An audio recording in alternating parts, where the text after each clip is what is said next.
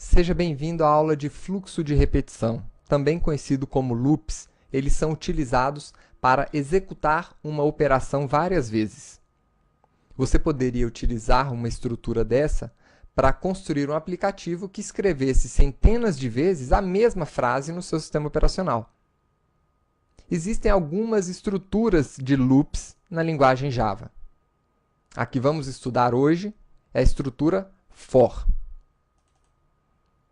Essa estrutura é muito semelhante com a estrutura condicional if, que você já estudou.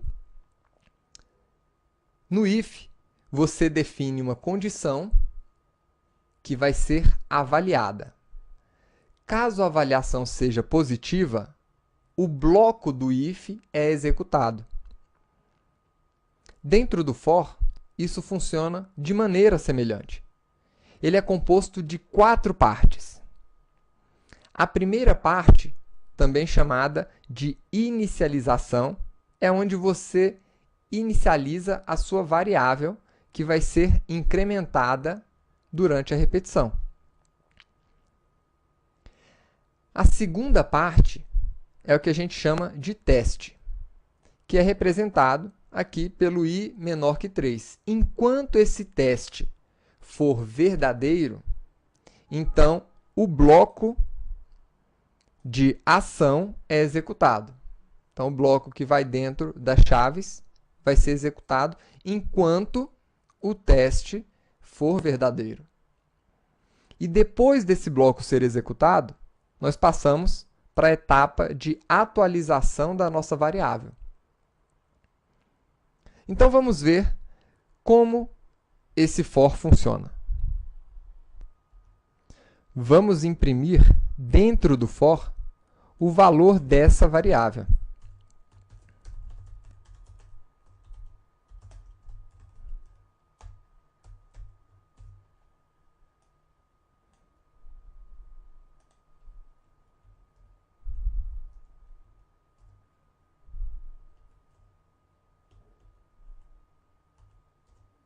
Está aí, imprimiu 0, 1 e 2. Por quê? A variável começou em 0, foi avaliada como verdadeira e foi impressa. Depois dessa linha, a atualização aconteceu e a variável passou a valer 1.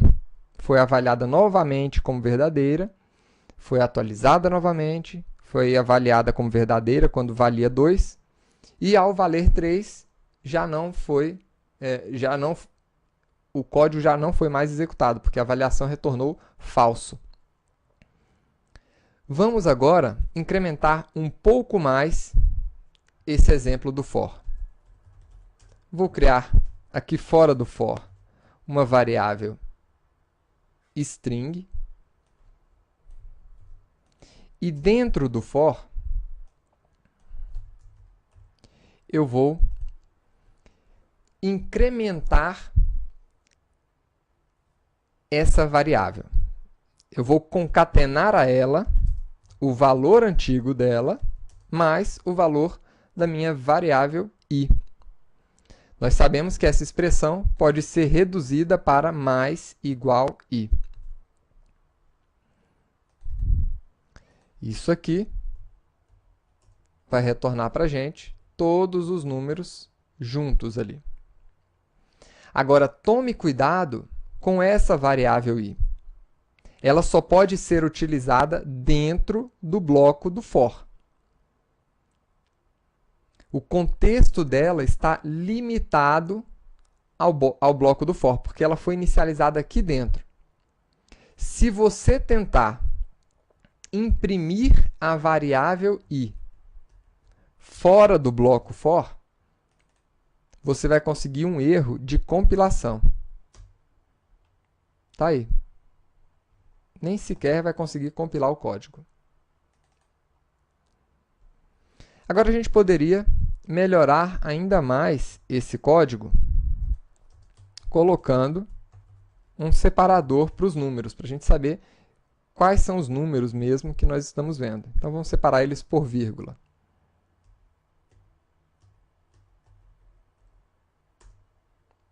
Então, tá aí os números separados por vírgula.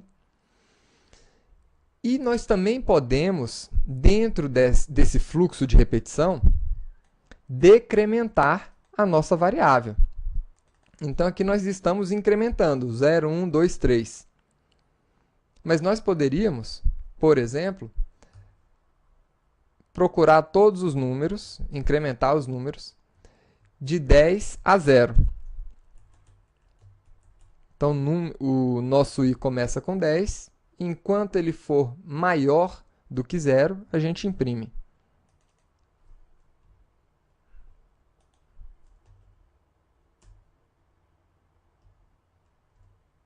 Está aí.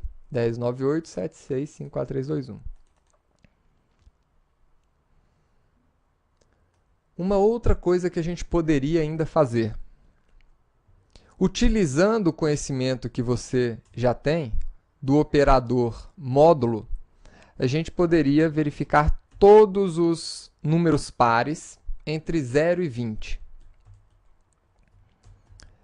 Para isso, vamos utilizar a nossa estrutura, o nosso fluxo condicional if, para verificar se o resto da divisão de i por 2 é igual a 0.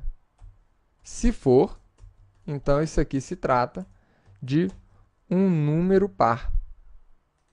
Vamos ver aqui os números pares de 0 a 20. Tá aí. Agora tome muito cuidado com os loops infinitos. Essa sua avaliação, em algum momento, deverá retornar falso. Se por um acaso a sua avaliação sempre retornar true, então esse fluxo, esse código será executado infinitamente, até travar a sua máquina. Então tome muito cuidado com esses loops. E agora, um último exemplo. Vamos construir um quadrado com asteriscos. Vamos começar aqui imprimindo uma linha de asteriscos. Então, vamos colocar aqui um limite. Então, eu quero imprimir 5 asteriscos. Então, vou colocar um tamanho aqui. Então, enquanto i for menor do que tamanho, eu vou imprimir os nossos asteriscos.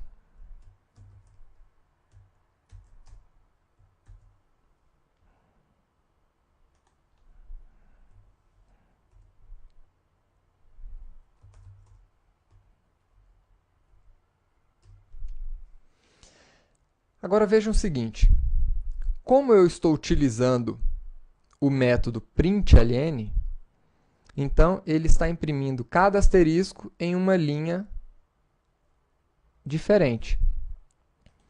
Vou utilizar aqui o método print, que imprime esses caracteres sempre na mesma linha.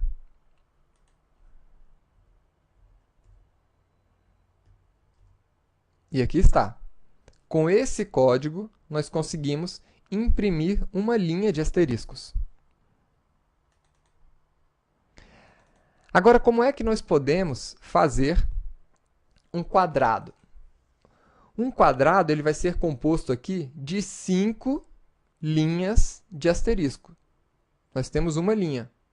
Como é que nós podemos agora repetir essa operação várias vezes? Novamente usando essa mesma estrutura de repetição. Se essa estrutura, se esse fluxo me retorna uma linha de asteriscos, então eu vou colocar ele dentro de um outro fluxo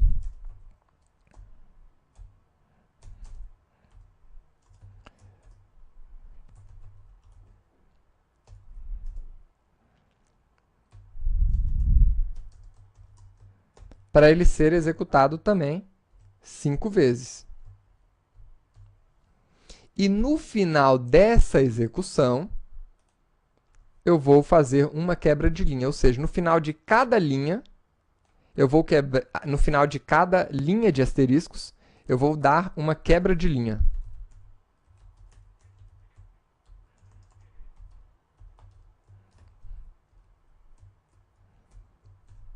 Então, está aí.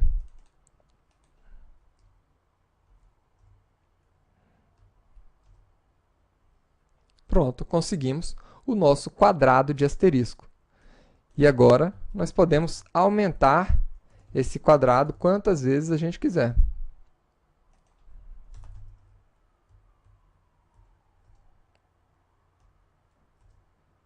Tá aí. Espero que você tenha gostado da aula de hoje. Tome cuidado com os loops infinitos. Saiba que você pode colocar um loop dentro do outro. E vejo você na próxima aula. Até lá!